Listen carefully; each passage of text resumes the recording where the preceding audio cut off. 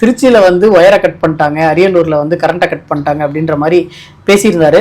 இதெல்லாம் பாசிபிளா சார்? இது வந்து எப்பயுமே நம்ம படத்துல பார்ப்போம்ல, இது வந்து எதிர்கட்சியின் சதி அப்படிம்பாங்கல்ல, அந்த மாதிரி இவர் வந்து இந்த ஒயரை கட் பண்றது, கரண்ட்டை கட் பண்றதெல்லாம் எதிர்கட்சியின் சதி அப்படின்னு சொல்றது பாசிபிளா இருக்குமா? அது இல்லாம ஏன் விஜய் சொல்ல வேண்டிய அவசியம் கிடையாது இல்லைங்களா? விஜய் இருக்கிற இப்ப இந்த மக்கள் செல்வாக்கு இன்னும் இறங்கி தர லோக்கலா அரசியல் பண்ணலாம் இல்லைங்களா? இன்னும் மோசமா கூட பேசலாம் இல்லைங்களா? இன்னும் நான் போற வண்டி மேல கல்ல எடுத்து அடிச்சிட்டாங்கன்னு கூட நான் சொல்லலான்றான்.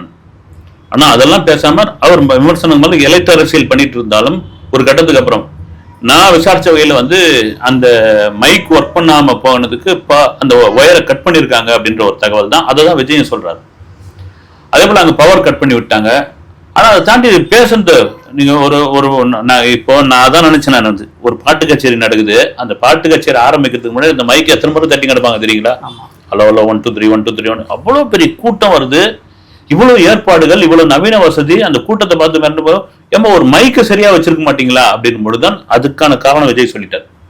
நடந்திருக்கலாம், என்ன ஒன்னாலும் பண்ணலாங்க. வந்து ஒருவேளை அவங்களே எதிர்பார்க்காம எந்த கட்சியும் வந்து இப்படியாப்பட்ட கூட்டத்தை எதிர்பார்க்கல. நீங்க இங்கே நாகப்பட்டினம் இறங்க பாருங்களேன். வந்து திருவாரூர்ல இருந்து கிளம்பி வந்தப்போ ஏதோ விஜய் வண்டி மட்டும்தான் தனியா வந்த மாதிரி, முன்ன பின்ன ஒரு 4 வண்டி வந்த மாதிரி இருந்தது. இந்த நாகப்பட்டினம் அந்த என்ன புத்தூர் ரவுண்டானாவா, புத்தூர் ரவுண்டானா வந்து ரீச் ஆயிடுச்சு. அண்ணா சிலை என்ன ஒரு 100 மீட்டர் இருக்குன்னு நினைக்கிறேன். அதை போய் ரீச் பண்றதுக்கு 25 நிமிஷம் ஆயிடுச்சு. இப்ப இவ்வளவு தூரம் நான் சீக்கிரமா வந்துட்டேன், இந்த 25 நிமிஷம் ஆயிடுச்சுன்னு போது இந்த கூட்டம் எங்கிருந்து வந்தீங்க நீங்க என்னப்பா அப்படின்னு, அது ஒரு கடை வீதின்னு நினைக்கிறேன். அந்த கடை வீதியில அவ்வளவு கூட்டம் இதெல்லாம் பண்ணி